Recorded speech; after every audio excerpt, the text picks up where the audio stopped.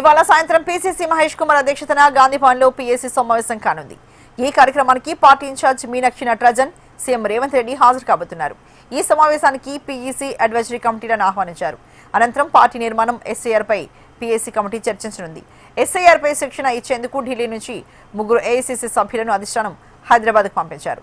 SIR ప్రక్రియపై power point presentation తో 3 men committee శిక్షణ ఇవ్వనుంది. శిక్షణ అనంతరం నియోజకవర్గాల్లో బీఎల్ఏలకు మాస్టర్ టైమింగ్ టీం శిక్షణ ఇవ్వబోతున్నారు. ఈ దేశకు సంబంధించి మరింత తాజా సమాచారాన్ని మా కాంగ్రెస్ బ్యూరో చీఫ్ ప్రేమ్ అందిస్తారు. ప్రేమ్, మరి ఇవాళ సాయంత్రం పీసీసీ అధ్యక్షుడు మహేష్ కుమార్ అధ్యక్షతన గాంధీ భవన్ లో ఈ పీఎస్సీ సమావేశం జరగబోతుంది కదా, డీటెయిల్స్ ఎలా ఉన్నాయి? అర్చన, సాయంత్రం 4:30కి ఏదైతే గాంధీ భవన్ లో పీఎస్సీ సమావేశం ప్రారంభం కాబోతుంది. పీసీసీ చీఫ్ మహేష్ కుమార్ గౌడ్ అధ్యక్షతన సమావేశానికి ఇన్ఛార్జ్ మీనాక్షి నటరాజన్ తో పాటు సీఎం రేవంత్ రెడ్డి కూడా పాల్గొంటారు. పీఎస్సీ సభ్యులు కూడా హాజరవుతారు. ప్రధానంగా 2 అంశాలపై చర్చించే అవకాశం ఉన్నట్టుగా తెలుస్తుంది. దాంట్లో ఒకటి ఎస్ఐఆర్ పై ఇప్పటికే దేశవ్యాప్తంగా కాంగ్రెస్ పార్టీ పిలుపునిచ్చింది.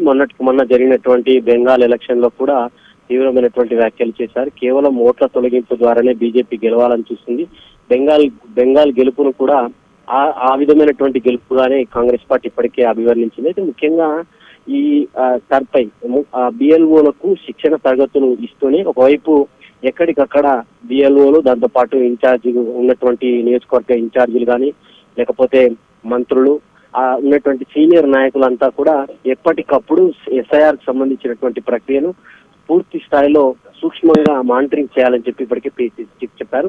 దానిపై అటు ఎన్నికల ప్రధానాధికారిని కూడా కలిసి ఆ ఓట్లకు సంబంధించినటువంటి వివరాలు కానీ వాటికి సంబంధించినటువంటి ప్రతిదీ కూడా ఎప్పటికప్పుడు మానిటరింగ్ ఒక కమిటీ వేసుకొని దానిపై ముందుకు వెళ్ళాలని చెప్పేసి అయితే కాంగ్రెస్ పార్టీ భావిస్తుంది. ఇక పార్టీ నిర్మాణానికి సంబంధించినటువంటి అంశం ప్రధానంగా చర్చించబోతున్నారు. కాంగ్రెస్ పార్టీ అధికారంలోకి వచ్చి ఇప్పటికి 2.5 ఏళ్లు గడిచినా పూర్తి స్థాయిలో పార్టీకి సంబంధించినటువంటి కమిటీలు వేయలేకపోయారు. వర్కింగ్ ప్రెసిడెంట్లకు సంబంధించినటువంటి అంశం అయితేనేమి, ఇంకా పూర్తి స్థాయిలో కేవలం కుల సంఘాలకు సంబంధించినటువంటి చైర్మన్లకు సంబంధించినటువంటి అంశం కానీ ఈ విధంగా ఇంకా మిగిలిపోయినటువంటి పార్టీలో భర్తీ కాని పదవులన్నింటినీ కూడా ఎవరెవరికి అవకాశం ఇవ్వాలి. వర్కింగ్ ప్రెసిడెంట్ గా ఇప్పటికే సామాజిక వర్గాల వారిగా బీసీగా పీసీసీ చీఫ్ ఉన్నారు కాబట్టి ఆ సామాజిక వర్గం మినహా మిగతా ఇటు రెడ్డి నుంచి ఎస్సీ, ఎస్టీ, మైనారిటీలకు వర్కింగ్ ప్రెసిడెంట్ గా అవకాశం ఇవ్వాలని చెప్పైతే పార్టీ భావిస్తుంది. చూడాలి మరి ఎవరెవరి పేర్లు చర్చకు వస్తాయి, ఎవరెవరు ఆశావాహులు ఉన్నారనే దానిపై కూడా